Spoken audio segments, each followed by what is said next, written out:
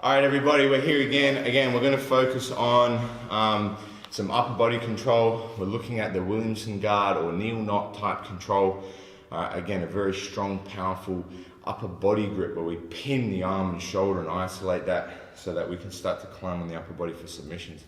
And again, we're generally going to have more success with any type of gripping of the upper body when we find our opponent in a kneeling or crouching type position, right?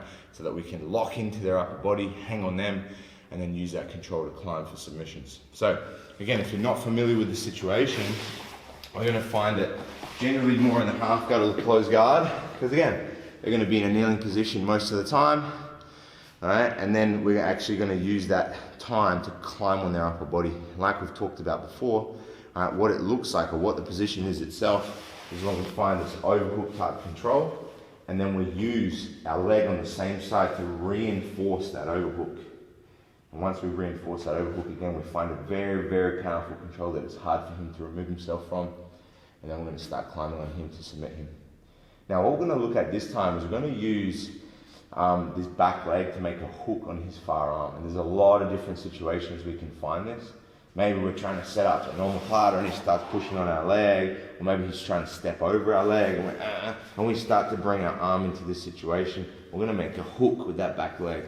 So again, the first thing is once we get to here, to free up this hand, all right, we need to make sure that this is a strong control, because if it's not, again, he has the potential to whip his arm out of position. So the moment I clamp here, what I'm looking to do is to get deeper with my top hand. I walk, I climb, I walk until I get a really deep grip, all right, on that collarbone, trap and deltoid area.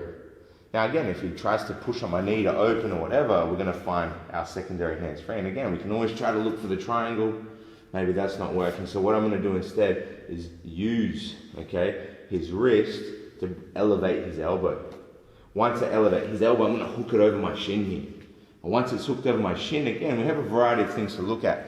All right, this kind of meat hook type control. There's a lot of other guys that use this type of situation. We could use this to enter the triangle, but we're going to go to a weird, reverse kind of crucifix type position here. I think I've heard some guys call it a Vasquefix, about like a 10th planet athlete. So what we're going to do from here is that bottom leg is going to pass over the top, right, of the neck. And now that we're in this control, whether we cross our feet or lock his arm here, what I'm going to do is remove, all right, my hand. And again, he's stuck in a weird position where it's very, very difficult for him to escape. We can attack this arm, but we're actually going to look at this far arm. I look and grip the arm, and it doesn't matter whether the arm's straight or bent. What I'm doing is pulling at the arm, forcing it towards my chest. And again, we have a really, really uncomfortable position where we have pressure on the shoulder and the scapula, or if his arm's a little straighter, we have an armbar type attack happening here. But again, a very, very awkward and powerful situation that we find behind his back. And again, whenever the arms go behind the back, it's going to be very difficult for him to defend.